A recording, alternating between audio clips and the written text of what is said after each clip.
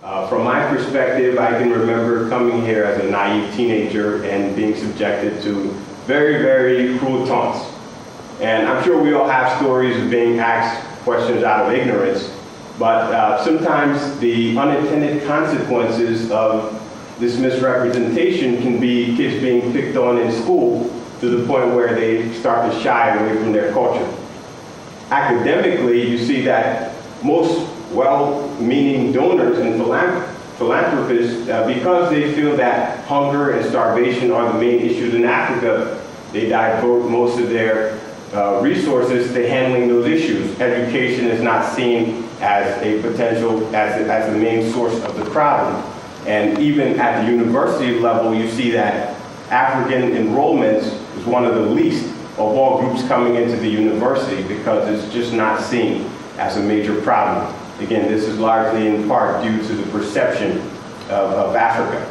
So what does that mean for you? Really, it means this: a leopard can't change its spots.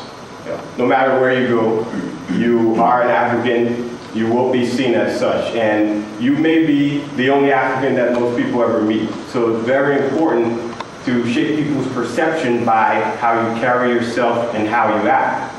Now, this leads me to the second point. If you can click on the next one, please. No, that. Oh. Technical difficulties. Sorry, I just did it. Read just fine. All right, so the second point, positive perception of Africa will lead to sustainable development in Africa and the world. Now you may be thinking, how is that possible? Well, for one, we all know that in the business world, people do not invest capital in areas where there's perceived risk. You know, from my experience dabbling in entrepreneurial activities here and there, I've run across many people who say, look, I like your ideas, they sound great, but from what I see on TV, I wouldn't invest my money there because I don't know if I can get it back. Now, why is it important for people to think about investing in Africa?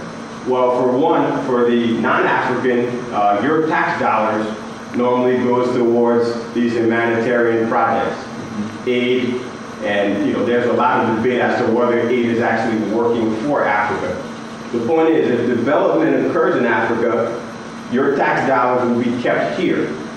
That's one main issue. That's why it's very important to the non-African. Second, Africa will be the premier prime growth engine of the global economy in the next 30, 40 years as the industrialized world starts to mature and Brazil, Russia, India, and China come along. So it's very, very important that people start to look at Africa as the next big thing. That's why changing the perception of Africa can actually lead to sustainable development of the African and the global economy. Now, to my last point, there really cannot be development without empowerment. They're two sides of the same coin. And if you go to the slide with the child, again, with this slide, what do you see? You can either choose to see a sick child who has no hope, or you can see a child who is a future doctor, a future lawyer, a future engineer. As important as it is to change others' perception about you, it's more so important that you change the perception of yourself. I'm reminded of the old adage that as a man thinketh, so is he. So how you think about yourself influences how you behave, which in turn influences how other people see you. And perhaps it's due to 500 years of colonialism, slavery, tribalism, and all the other isms, but it seems as if the African walks around with a millstone around his neck. And really, until we begin to see ourselves as contributors to civilization, until we begin to know our past, we won't have the confidence to be able to, in turn, shape our perception. So really, the challenge is ours. The challenge is yours, it's mine, in terms of how we can go about seeing ourselves in a different light. So my question and my challenge to everybody is, how can we go about changing this perception? I think tours, books, blogs, Facebooking Those are all good ways to start, but we really, really must take charge of seizing the narrative and not just getting angry when we see negative images on TV. Normally what happens is there's an instant outburst of anger and then it dies down afterward. But we have to do a better job of being proactive in seizing the narrative. So rhetorically, I'll end by asking, who's telling the story? Is it CNN, Fox News, National Geographic? Maybe it's Michael Blackson, the guy from BET. At the end of the day, it must be us. To change the perception, we must be proactive and drive the story. So that closes my presentation. Sylvain's going to be able to elaborate on another subject, and we'll be able to take questions afterward. I really thank you all for having us.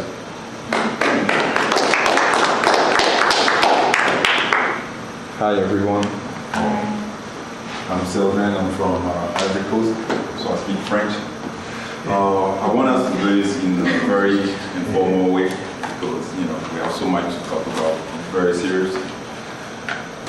Like I said, I want it to be informal, so I'm just ask you questions and present the project that we're doing at Penn State and see if you guys can be on board. So there is a question. I would like, actually before we even answer this question, I'd like to ask why you're here. Today Saturday, I think there's a football game. Why are you guys here? Why did you choose to come here? Listen to you. Okay, well I'm glad. I'm glad that you came because there's an important question that I would like to answer, and I also would like you to participate in answering the question. So, who thinks he can try to provide an answer to this question? You? Us.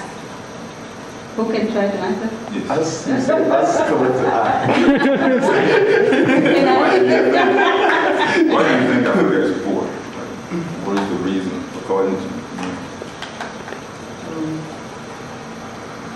Why is there so much poverty? Why so much poverty in Africa? First, the continent in this world that has the biggest natural resources is Africa. So we have so many natural resources there. So now why this poverty, even though we have all these resources? I think it comes from, it has many reasons.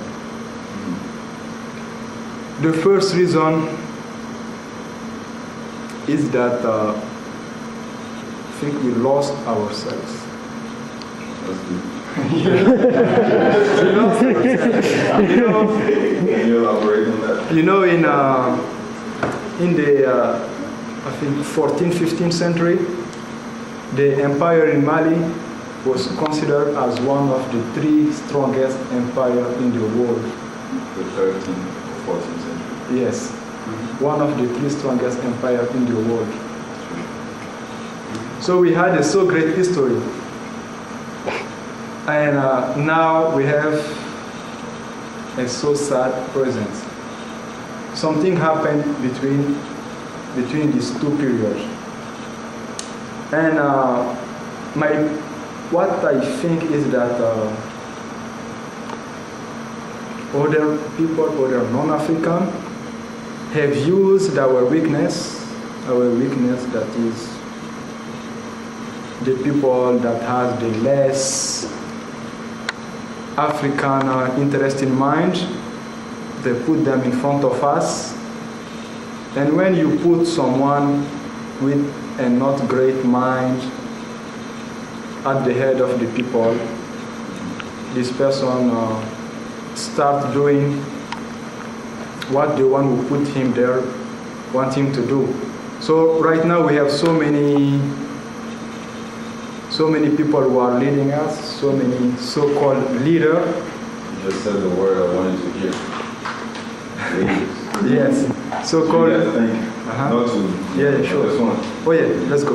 Why do you think our leaders are so bad?